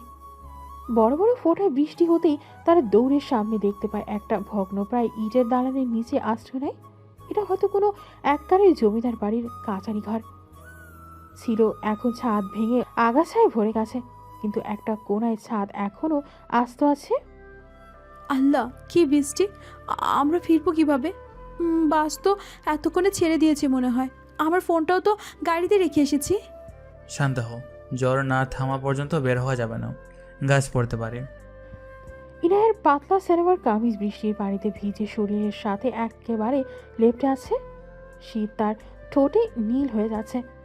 সে দুই হাতে নিজেকে জড়িয়ে ধরে থরথর করে কাঁপছে। তাসিন বিষয়টা লক্ষ্য করে সে ইনায়ার দিকে পিঠ ঘুরিয়ে দাঁড়ায়। একটু ওদিকে গড়ো, আমি শার্টটা চিপে নেই। তাসিন তার ভিজে জুবজুবে শার্টটা গা থেকে খুলে ফেলে। তার পরনে এখন শুধু একটা কালো রঙের স্যান্ডো গেঞ্জি। ইনায়া আর চোখে তাকায় এবং বিস্ময়ে জমে যায় যে ছেলেকে সে খ্যাত আর দুর্বল ভাবত তার শরীর কোনো অ্যাথলেটের চেয়ে কম নয়। চওড়া কাঁধ, পেশিবহুল হাত, পেটের কাছে স্পষ্ট সিক্স প্যাকের আভাস। বৃষ্টির ছাটে তাহসিনের ভেজা শরীর চকচক করছে। ইনায়া মনে মনে বলে, এটা তো তাহসিন, যাকে রিফাতরা মারতে এসেছিল, যার গায়ে এত শক্তি, সে কিনা মার খায়। এখানে কিছু শুকনো কাঠ আছে, লাইটার আছে আমার কাছে, আগুন জ্বালাচ্ছি। অন্ধকার কানে ছোট্ট একটা আগুনের কুণ্ডলি জ্বলে থাকে। আগুনের লাল আভায় পুরনো দেয়ালগুলো ভৌতিক দেখাচ্ছে।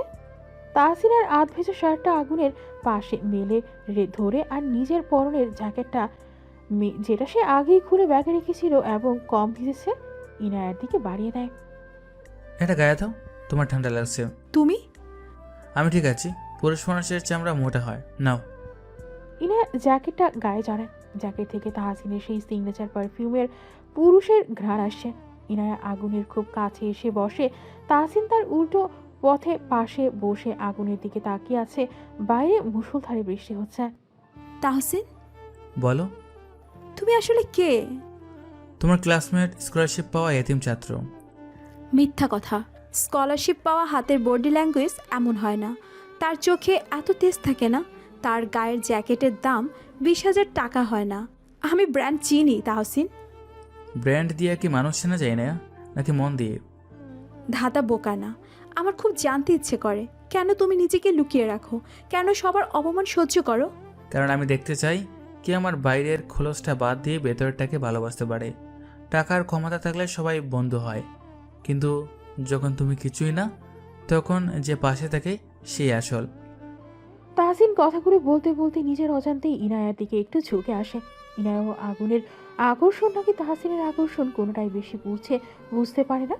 সেও এগিয়ে আসে। তুমি কি কাউকে পেয়েছো যে তোমার ভেতরটা দেখেছে? হয়তো সে খুব জেদি, একটু অহংকারী, কিন্তু তার মনটা কাছের মধ্যে স্বচ্ছ। সে কি জানে তুমি তাকে? জানে না। কেন? বলা বারণ আছে। বলে ফেলো না। শুনবে? শুনবো। দুজনের দূরত্ব এখন মাত্র কয়েক ইঞ্চি। আগুনের শিখা তাদের মুখের উপর নাচছে। ইনায়া তাহসিনের নিঃশ্বাসের শব্দ শুনতে পাচ্ছে। তাহসিন আলতো করে তার হাত বাড়ায়। ইনায়ার ভিজে যাওয়া চুলের একটা লট তার কপাল থেকে সরিয়ে দেয়। ইনায়া চোখ বন্ধ করে ফেলে। তার শরীরে নিয়ন্ত্রণ। তাহসিনের মুখটা ইনায়ার ঠোঁটের খুব কাছে চলে আসে। বৃষ্টির শব্দ ছাপিয়ে শুধু তাদের হৃদস্পন্দন শোনা যাচ্ছে। ইনায়া। ঠিক সেই মুহূর্তে চরম রোমান্টিক মুহূর্তটাকে চুরমার করে দিয়ে তাহসিনের প্যান্টের পকেট থেকে ফোনটা বেজে ওঠে। রিংটনটা কর্কশ কোঠায় শোনায় এই নিস্তব্ধতায়। স্ক্রিনে ভেসে ওঠে ড্যাড। দুজনে ছিটকে সরে যায়। ইনায়া লজ্জার অস্বস্তিতে ওড়না ঠিক করে। তাহসিন ফোনটা হাতে নিয়ে দীর্ঘশ্বাস ফেলে। মুহূর্তটা ভেঙে গেছে, কিন্তু যা হওয়ার তা হয়ে গেছে। তাদের মনের ভেতরে যে ঝড় শুরু হয়েছে তা বাইরে ঝড়ের চেয়েও তীব্র। তাহসিন ফোন কেটে দিয়ে বলে, বৃষ্টি কমেছে, আমাদের বের হতে হবে, ওরা হয়তো খুঁজছে। চলো। এরপর সেখান থেকে গিয়ে তারা ঢাকা ফিরে আসে। বনভোজন থেকে ফেরার আনন্দ বিষাদে পরিপূর্ণ হতে সময় লাগেনি। বাসাতে ফিরে ইনায়া খবর পায় তার বাবা আসলাম খান অফিসে হার্ট অ্যাটাক করেছেন। তাকে দ্রুত এভার কেয়ারে নেওয়া হয়েছে। ইনায়া যখন হসপিটালে পৌঁছায় তখন তার চুল ভেজা, চোখে মুখে আতঙ্ক। ডাক্তাররা তাকে ঘিরে আছে। মিস ইয়ানা, ওনার হার্টে 3টা ব্লক ধরা পড়েছে, ম্যাসিভ অ্যাটাক, ইমিডিয়েটলি এনজিওপ্লাস্টিক করতে হবে। কিন্তু হসপিটালের বিল আর অপারেশনের প্যাকেজ মিলে এখনই 10 লাখ টাকা জমা দিতে হবে। ওনার ইন্স্যুরেন্সের মেয়াদ শেষ, আর কোম্পানির অ্যাকাউন্টও ব্যাংক ফ্রিজ করে দিয়েছে লোন ডিফেন্টের কারণে। 10 লাখ এখন?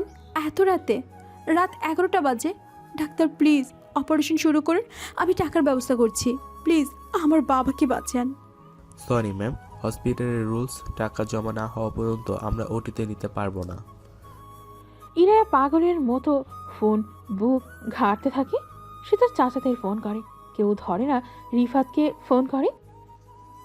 আরে ইনায়া, এত রাতে 10 লাখ টাকা! আমার ড্যাড তো দেশের বাইরে, আর তোদের যে অবস্থা, টাকা দিলে ফেরত পাবো কিনা তার তো গ্যারান্টি নাই। Sorry baby. ইনায়া ফোনটা হাতে থেকে ফেলে দিয়ে করিডোরের ফ্লোরে বসে পড়ে। তার দুই হাতে মুখ ঢেকে সে কান্নায় ভেঙে পড়ে। আল্লাহ, কেন এমন করছো? আমার বাবার কিছু হলে আমি বাঁচবো না। কেউ নেই সাহায্য করার, কেউ নেই। করিডোরের শেষ মাথায় একটা পিলারের আড়ালে দাঁড়িয়েছিল তাহসিন। সে ইনায়াকে ফলো করে হসপিটাল পর্যন্ত এসেছে। ইনায়ার কান্না দেখে তার চোয়াল শক্ত হয়ে যায়। সে পকেট থেকে ফোন বের করে ফোনে খুব দ্রুত ও গম্ভীর স্বরে বলে, আদনান, ঘুমিয়েছ? ওঠো, এখনই এভার কেয়ার হসপিটালের অ্যাকাউন্টে আসলাম খানের নামে 20 লাখ টাকা ট্রান্সফার করো। আর ব্যাংকের এমডিকে কল করে বলো কাল সকালের মধ্যে খান গ্রুপের সিজ করা অ্যাকাউন্ট যেন টেম্পোরারি রিলিজ করে দেয়। আমি গ্যারান্টি হচ্ছি। স্যার, এত রাতে খান সাহেব তো... ডু ইট নাও। আর শোনো, হসপিটালের নাম যাবে anonymous donor.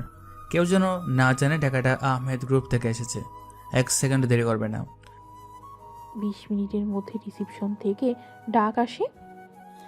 Miss Inaya, good news. আপনার বাবার অপারেশনের সব টাকা জমা হয়ে গেছে। একজন ডোনার অনলাইন ট্রান্সফার করেছেন। ডাক্তার ওটিতে ঢুকেছেন। কে কে দিয়েছে? নাম নেই ম্যাম, অ্যানিমাস। ইনায়া কাচের দরজায় দিয়ে ওটির দিকে তাকায়। তার বিশ্বাস হচ্ছে না কে হতে পারে। ঠিক তখন একজন নার্স এসে তার হাতে একটা সাদা খাম নেয়। ম্যাম, এই চিঠিটা একজন লোক দিয়ে গেল গেটে, বলল আপনার জন্য।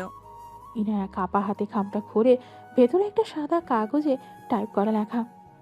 ভেঙে পড়ো না, তোমার বাবার কিচ্ছু হবে না। শুধু মনে রেখো, তুমি এখানেও ছায়ার মতো কেউ একজন সবসময় পাশে আছে।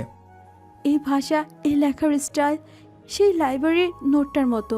তাহসিন, কিন্তু ও তো এতিম। 10 লাখ টাকা কোথা থেকে পাবে? অসম্ভব। এটা নিশ্চয়ই অন্য কেউ। কিন্তু মন কেন বারবার ওর কথাই বলছে? ইনায়া করিডোরে চারপাশটা দেখে, কোথাও কেউ নেই। শুধু দূরের ওয়েটিং চেয়ারে একটা পরিচিত ছাতা পড়ে আছে। সেই সস্তা কালো ছাতাটা, যেটা সে প্রথম দিন বৃষ্টির রাতে তাহসিনের হাতে দেখেছিল। ইনায়া ছাতাটার দিকে তাকিয়ে থাকে। এভাবেই 7 দিন পর বিকেল 5টায় ইনায়ার বাবা এখন সম্পূর্ণ সুস্থ। তিনি বাড়ি ফিরেছেন। ড্রয়িং রুমে তিনি ইনায়াকে বসিয়ে খুব গম্ভীর মুখে কথা বলছেন। মা, তুমি জানো কে আমাদের বাঁচিয়েছে? আমার বন্ধু আহমেদ সাহেব। আমি খোঁজ নিয়ে জেনেছি ওই রাতে ওনার অ্যাকাউন্ট থেকেই টাকাটা এসেছিল। উনি নিজের নাম গোপন রেখেছিলেন যাতে আমরা লজ্জিত না হই। এমন বন্ধু আর এমন মানুষ হয় না। উনি আজ সকালে ফোন করেছিলেন। কি বলছেন বাবা? উনি চান ওনার ছেলের সাথে তোমার বিয়ে হোক। মা, আমি জানি তুমি ক্যারিয়ার নিয়ে ভাবছ, কিন্তু যে পরিবার আমাদের বিপদে না চাইতেই কোটি টাকা ঢেলে দেয়, তাদের আমি না করি কোন মুখে? এটা আমার কৃতজ্ঞতা মা। তুমি কি আমাকে এই ঋণ থেকে মুক্ত করবে না? বাবা, তুমি যা বলবে তাই হবে। আমি রাজি। ইনায়া রাজি হয়েছে ঠিকই, কিন্তু তার ভেতরটা দুমড়ে মুছে যাচ্ছে। সে কৃতজ্ঞতার খাতিরে বিয়ে করছে, কিন্তু তার মন পড়ে আছে সেই খ্যাত চশমা পরা শান্ত এতিম ছেলেটার কাছে, যাকে সে বনভোজনে আগুনের বাসি অনুভব করেছিল। সে জানে না তার হবু বর আর তার প্রেমিক একই ব্যক্তি। আলহামদুলিল্লাহ, ওরা কালকেই তোমাকে দেখতে আসবে। তৈরি থেকো। অন্যদিকে তাহসিনের বাসায়। তাহসিন খান রাজি হয়েছে।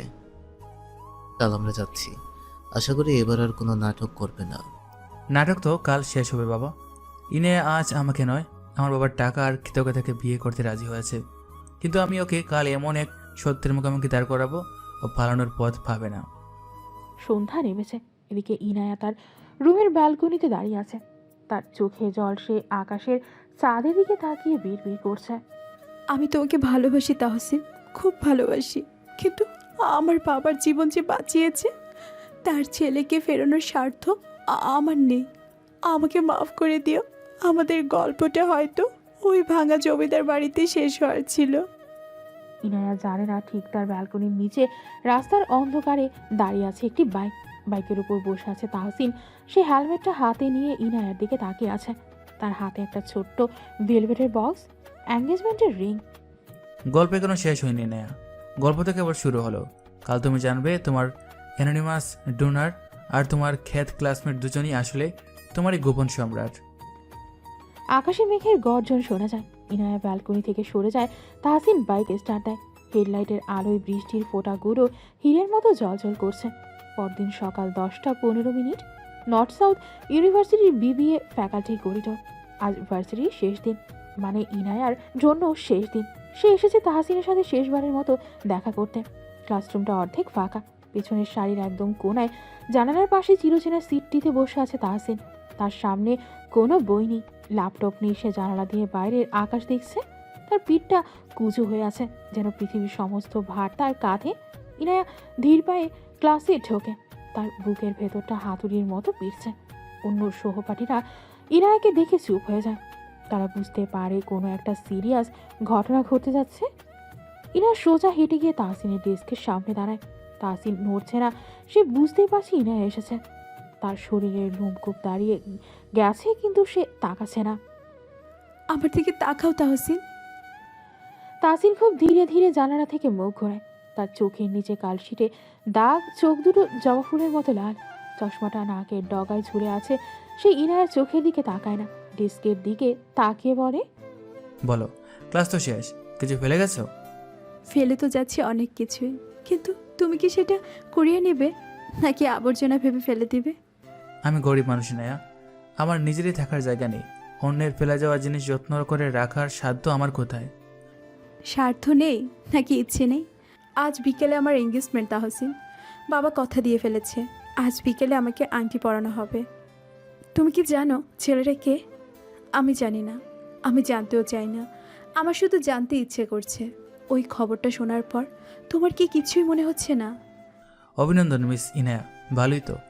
শুনেছি খান সাহেব অনেক বড় ঘরের সম্বন্ধ করেছেন। তোমার স্ট্যাটাসের সাথে মানাবে ভালো। দামি গাড়ি, অ্যালিশন বাড়ি, ফরেন ট্যুর সব পাবে। আমার মতো সাইকেল চালানোর ছেলের সাথে তো আর জীবন কাটতো না। তুমি খুশি থাকবে, এটাই তো চেয়েছিলাম। তাহসিনের এই নির্লিপ্ত ভাবলেশীন কথাগুলো ইনায়ের বুকে তীরের মতো বিচ্ছে। তার ধৈর্যের ভাত ভেঙে যায়। সে আর নিজেকে সামলাতে পারে না। ইনায়া থপ করে তাহসিনের শার্টের কলারটা 2 হাত দিয়ে খামচে ধরে। তার নখগুলো তাহসিনের গলায় দেবে যায়। ক্লাসের বাকিরা চমকে ওঠে, কিন্তু কেউ কাছে আসার সাহস পায় না। তুমি একটা কাপুরুষ তাহসিন, একটা ভীরু মেরুদণ্ডহীন কাপুরুষ। তুমি কি ভেবেছ আমি টাকার জন্য বিয়ে করছি? তুমি আমাকে এইটাই চিনলে? এই 4 বছর তুমি শুধু আমার রাগটা দেখলে, আমার অভিমানটা দেখলে না। একবারও বলতে পারলে না যে ইয়ানা যেও না। একবারও বলতে পারলে না যে আমার টাকা নেই, কিন্তু আমি তোমাকে রানীর মতো রাখবো। কেন আটকালে না আমাকে? কেন? ইনায়া তাহসিনের কলার ধরে জাকাতে থাকে। তার চোখ দিয়ে অঝরে পানি পড়ছে। তাহসিন কোনো কথাতে বাধা দেয় না। সে পাথরের মূর্তির মতো বসে আছে। তার চোখের কোণায় জল চিকচিক করছে, কিন্তু সে তা গড়িয়ে পড়তে দেয় না। হাঁটা ছাড়ো ইনায়া, সবাই দেখছে। দেখুক দেখুক সবাই, জানুক যে ক্লাসের টপার বয় আসলে একটা ইমোশনাল লেস রোবট।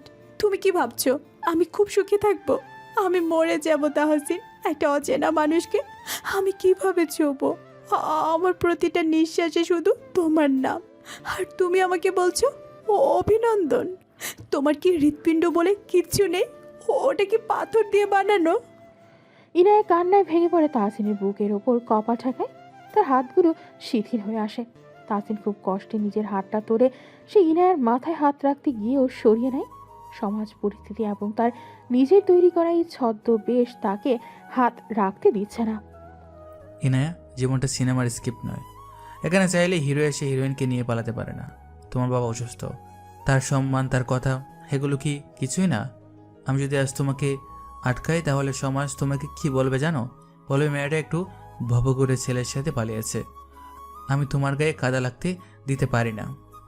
আমার গায়ের কাদার চিন্তা তোমাকে করতে হবে না। তুমি শুধু বলো তুমি আমাকে ভালোবাসো কি না। যদি বলো ভালোবাসো, আমি এক্ষুনি এই মুহূর্তে সব ছেড়ে তোমার সাথে রাস্তায় গিয়ে দাঁড়াবো। বলবে? বলো তাহসিন, একবার বলো। পুরো ক্লাসরুম স্তব্ধ হয়ে আছে। সবাই তাহসিনের উত্তরের অপেক্ষায়। তাহসিন ইনায়ের চোখের দিকে তাকায়। এই মুহূর্তে তার খুব ইচ্ছে করছে চিৎকার করে বলতে, আমি সেই রাজপুত্র, আমি তোমাকে নিতে আসছি আজ বিকালে। কিন্তু সে পারে না। পরীক্ষাটা তাকে শেষ পর্যন্ত নিতেই হবে। ভালোবাসা মানে কাছে পাওয়া নয় নেয়া, ভালোবাসা মানে প্রিয় মানুষটাকে ভালো রাখা। তুমি রাজপ্রাসাদে থাকার মেয়ে, আমার বাঙ্গা ঘুরে ঘুরে তুমি টিকতে পারবে না। দুদিন পর এই অভাব, এই দারিদ্র তোমার ভালোবাসা খেয়ে ফেলবে। তার চেয়ে এটাই ভালো ভুলে যাও আমাকে, ওইসব কষ্ট পাওয়ার আগেই। তুমি আমাকে বিশ্বাস করলে না? তুমি ভাবলে আমি ওভাবে পালিয়ে যাব? ছি তাহসিন, আমি তোমাকে আমার পৃথিবী ভেবেছিলাম আর তুমি আমাকে পণ্য ভাবলে। ঠিক আছে, তোমার এই জেদি থাক, আমি বিয়ে করব, কিন্তু মনে রেখো আমার বিয়ে হবে না, আমার মৃত্যু হবে।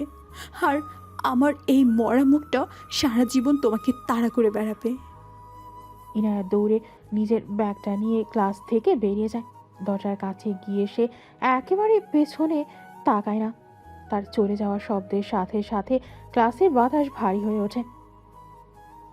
ক্লাসরুম এখন প্রায় ফাঁকা। তাহসিন একাই বসে আছে। সে ধীরে ধীরে তার চশমাটা খোলে। তার চোখ দিয়ে এবার পানি গড়িয়ে পড়ে।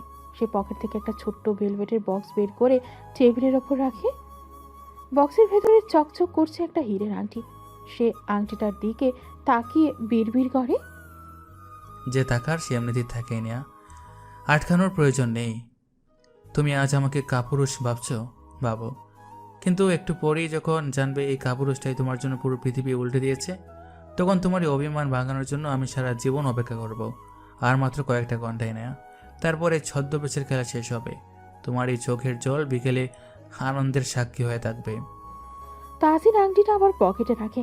সে উঠে দাঁড়ায়, জানলা দিয়ে বাইরের মেঘলা আকাশের দিকে তাকিয়ে একটা দীর্ঘশ্বাস ফেলে ক্লাস থেকে বেরিয়ে যায়।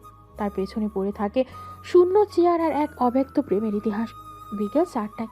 ইনায়ার ঘরটি আজ খুব সুন্দর করে সাজানো হয়েছে। বিছানায় দামি শাড়ি, গয়না আর প্রসাধনী ছড়িয়ে ছিটিয়ে আছে। আজ সন্ধ্যায় পাত্রপক্ষ আসবে, অর্থাৎ মিস্টার আহমেদ এবং তার ছেলে। এঙ্গেজমেন্ট আজই হবে। ইনায়ার ড্রেসিং টেবিলের সামনে বসে আছে, কিন্তু তার চোখে মুখে কোনো উচ্ছ্বাস নেই।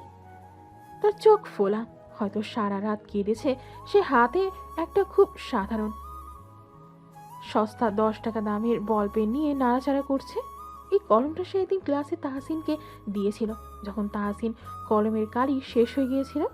তাহসিন কলমটা ফেরত দিলেও ইনায়া সেটা যত্ন করে রেখে দিয়েছিল। সাইমা বিছানায় বসে আছে। সে ইনায়াকে তৈরি হতে সাহায্য করছে। ইনায়া, প্লিজ আর কাঁদিস না। আঙ্কেল এখন সুস্থ। তুই তো বাবার জন্যই স্যাক্রিফাইস করছিস। আর শুনেছি ছেলেটা নাকি দেখতে খুব হ্যান্ডসাম, হার্ভার্ড থেকে MBA করা। তুই হয়তো সুখে থাকবি। সুখ? সাইমা, সুখ কি কেনা যায়? আমার বাবা বেঁচে আছে, এটাই আমার সুখ। কিন্তু আমার মনটা মরে গেছে। জানিস, দুপুরে আমি তাহসিনকে ফোন করেছিলাম, ও ফোন ধরেনি। ও জানে আমি বড়লোক ছেলেকে বিয়ে করছি, এজন্য ও আমাকে ঘৃণা করছে। ও ভাবছে আমি লোভী। আমি ওকে শেষবার বলতে চেয়েছিলাম যে আমি লোভী নই, আমি অসহায়। বাদ দে ওই ছেলের কথা, ও তোর যোগ্য ছিল না। এখন রেডি হ, আন্টি ডাকছে। এই শাড়িটা পরবো না সাইমা, আমাকে ওই নীল শাড়িটা দে, যেটা সেদিন তাহসিন পছন্দ করেছিল, কিন্তু আমি কিনিনি। অদ্ভুতভাবে আজ সকালে কেউ একজন ওই শাড়িটা গিফট পাঠিয়েছে। আমার মনে হয় এটা বাবার চয়েস। আমি ওইটাই পরবো, অন্তত আমার ভালোবাসার রঙের সাথে আমার বিয়ে হোক। ইনায়া চোখের জল মুছে নীল বেনারসি শাড়িটা গায়ে জড়ায়। ইনায়ার নিজেকে দেখে তার মনে হয় সে কোনো কনে নয়, সে যেন এক জীবন্ত লাশ। সে মনে মনে বিদায় জানায় তার অসম্পূর্ণ ভালোবাসাকে। সন্ধ্যা 7টায় ইনায়াদের বিশাল ড্রয়িং রুমে পিনপতন নীরবতা।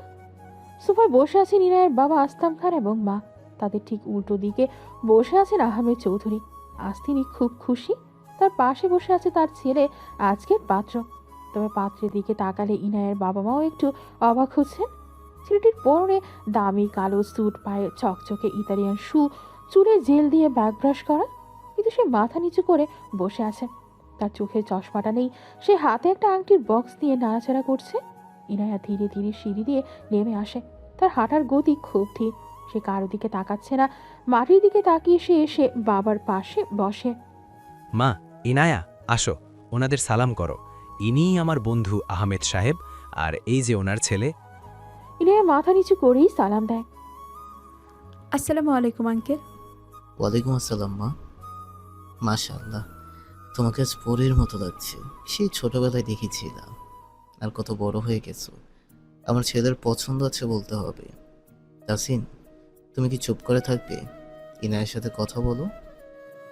তাহসিন নামটা শুনে ইনায়া চমকে ওঠে না, কারণ সে জানে না তার ক্লাসের তাহসিন আর এই তাহসিন এক।